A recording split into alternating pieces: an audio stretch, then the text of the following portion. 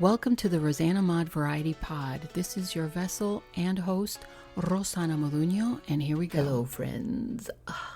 This is Rosana, and this is episode 211. Let's move on. We're going to talk about rose hips, not my hips. Although rose hips is something nice to talk about. We're going to talk about rose hips powder. Where did I get rose hips powder? Well, I have this friend, Ake, from Sweden, who I've known for many years, who sent me a care package. Thank you, Ake. I love my package. It is awesome. He even sent me Swedish chocolates, which were absolutely delicious. And I think they lasted about 2 hours. And he sent me this bag, about 2.20 pounds of Nippon pulver from Well Aware, which is rose hips powder. What are rose hips exactly? Do you know what rose hips are? Rose hips are from the rose plant. Underneath the petals, there are little bulbs, little red bulbs. They come in different colors, though. They are red, some of them are black. Rose hips contain some of the highest amount of vitamin C available in any plant, between 400 and 2,000 milligrams per 100 grams.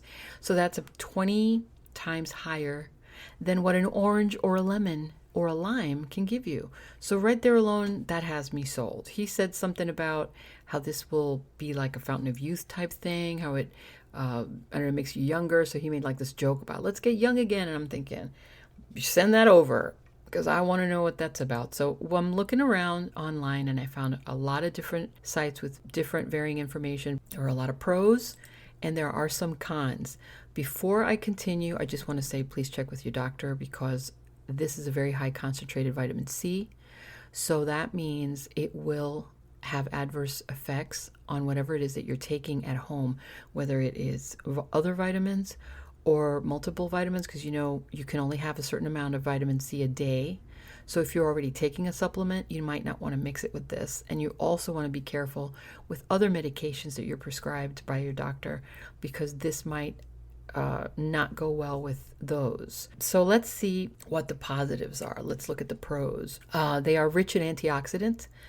They support a healthy immune system, protect against heart disease, aid weight loss, protect against type 2 diabetes, reduce inflammation and pain, and has been recorded that people have been taking this for osteoporosis. They might fight against skin aging. Now, it's got to be good for your skin if you're taking it internally. I mean, if you're ingesting something, you could put it on your skin, is what I'm trying to say. It's not going to hurt the skin in any way.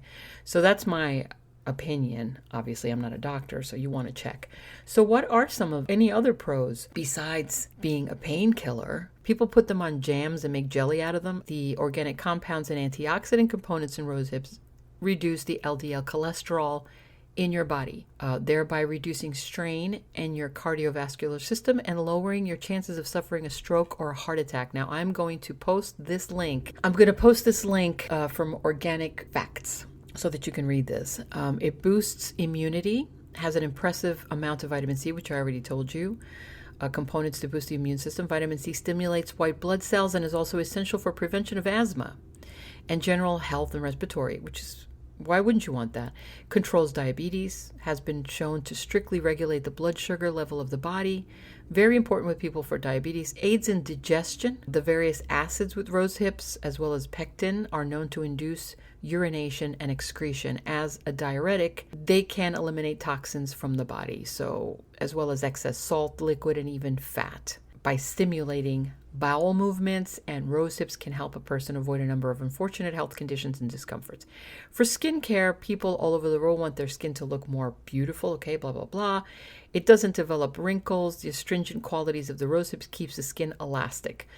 Like I said, I'm going to try this directly on the skin to see if this even works. I know that they're talking about ingesting. They have like little recipes on here and everything that you can do. Improves circulation, significant amount of iron, which is essential component in the creation of red blood cells. Enhances bone health. One of the most important roles of vitamin C is essential role in producing collagen. Along with other important minerals found in rose hips, can help prevent osteoporosis by maintaining bone mineral density well into your old age, keeping your strong, flexible, and ability to live an active life. Word of caution, there are no known issues with using rose hips whenever you want, although there are reports of nausea, vomiting, headaches, heartburn, and inability to sleep with a slight food allergies. Now, this is important to note because that's exactly the side effects that you get when you take too much vitamin C. The maximum vitamin C you can take is, I think it's 2,000 milligrams per day.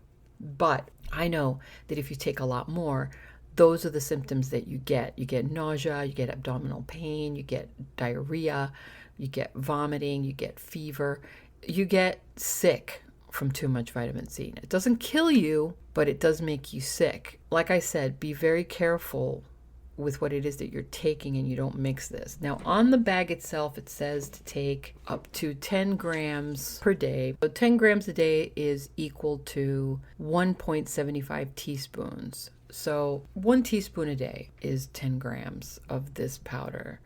So that's going to be 1,000 milligrams. So you could take, I'm probably going to try 2 because I've taken an over amount of vitamin C before and I've never felt any type of side effect. So I'm going to take maybe 2 or 3 teaspoons of this a day, or just try with 1 in the morning, 1 at night. Now, how do you take it? What I have done with it is I've put it into my smoothie, which is what he told me to do.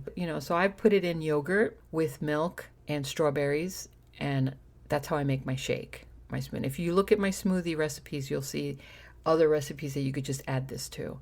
Also, I've tried it, I sprinkled it on top of my food, and that's good too. Try it by itself, just out of curiosity, just put your finger in the bag and just eat a little bit of it. It'll taste like powdered leather. I'm not making that up. It's a terrible flavor, but if you mix it with other foods, you can hide that. You can also put it in tea. You can put it in soup. On the bag, it says, try it with porridge, which is funny. Porridge. So porridge, I guess it's like soup. Whatever it is that you try it, or however you want to do it, those are the positive things. Now, here are the precautions and side effects. Please adhere. Word of caution to you. This is coming from WebMD. When taken by mouth, rosehip extract is likely safe when consumed in amounts found in foods. Rosehip from Rosa canina is also likely safe when used in larger amounts as medicine. Rosehip that comes from Rosa damascena is possibly safe when taken in larger amounts. There isn't enough reliable information to know if rosehip from other types of rose is safe in medicinal amounts. Rosehips, though, can cause some side effects such as diarrhea. When applied to the skin, there isn't any anything to tell you about that. But here are some of the precautions. It says pregnancy and breastfeeding, basically don't take it. I mean, it's on the bag, keep it away from children. So you don't want kids to eat it. I don't know anything about that. I don't know if you can give it to them or not. I'm just going by what the bag says. Keep away from children. So that's enough warning for me. Another thing it does is in large doses, rosehips might increase the chance of getting kidney stones due to the vitamin C content. So you don't want to overdo, again, just don't overdo the vitamin C. Don't go overboard. And the interactions, which was what I was telling you before, which is important.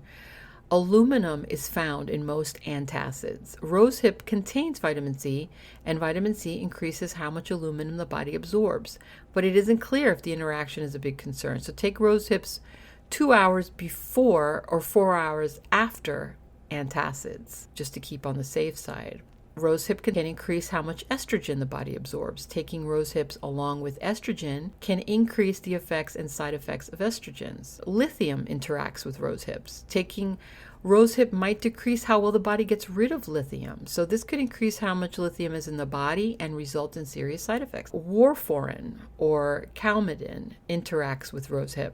It's used to slow blood clotting. Rosehip contains vitamin C, so in large amounts of vitamin C might decrease the effects of warfarin. Decreasing the effects of warfarin might increase the risk of clotting. So be sure to have your blood checked regularly, and the dose of your warfarin might need to be changed. Rosehip might slow down blood clotting. Taking rosehips along with medications that also slow blood clotting might increase the risk of bruising and bleeding. Medications for cancer. There is some concern that antioxidants might decrease the effects of some medications used for cancer. So if you're taking medications for cancer, check with your doctor before taking it. There is some concern that antioxidants might decrease the effects of medications used for cancer. So if you're taking medications for cancer, again, check with your doctor. Be watchful of the interaction and the combinations of what it is that you take. That's all. Just be mindful. Aspirin. Vitamin C might decrease how much aspirin is removed in the urine. Taking rosehip could increase the chance of aspirin-related side effects, so research suggests that this is not an important concern and that the vitamin C rosehip does not interact in a meaningful way with aspirin. But still, like I said, always check with your doctor because you just want to be sure. Document, put little journals, write down something, put it on your phone. Today, I had a massive headache. Make sure that you take note of that, and then if there's a problem, you can relay that back to your doctor. Read the reviews of people and see what they say. See, this guy over here says, my knees were so bad, I found it difficult to walk up the stairs. I've taken 7,500 rose hips for 10 years, and it has helped my joints. There's one guy. This one says, vitamin C has given me severe constipation since taking the capsules. Yeah, he's taking them in capsules for, I don't know. And this one is, found rosehip tablets were completely stopped by my knee pain, and I can go up and down the stairs, and even kneel working for me 100%. I'm drinking a mug of rosehip each day. Items to be effective in helping my joints become less stiff, and cod liver oil omega. And so there's a lot more positive than there are negative to this. So I just wanted to leave you with that. I will keep these two, the WebMD reference and the 7 amazing benefits of rose hips, and some recipes included so that you can see. And I'm going to give him some credit. Who's the author? John Stoughton. Maybe we'll talk one day. That's all I have for you today. I hope you enjoyed this Friday Foods. I told you it wasn't going to be just about recipes, but you do have some recipes online that you can check if you like. And don't forget to share with your friends if this helped you in any way. Let me know if you have any questions. Instagram me, rosanamod, also on YouTube, which is not really focusing right now too much on YouTube. I'm starting to catch up on my podcasts. Have a great weekend. I will talk to you guys Monday for Monday business. And what do we say? In with the outro. Thanks for stopping in. Don't forget to like, share, and comment. And I'll talk to you soon. God bless you. And what do we say?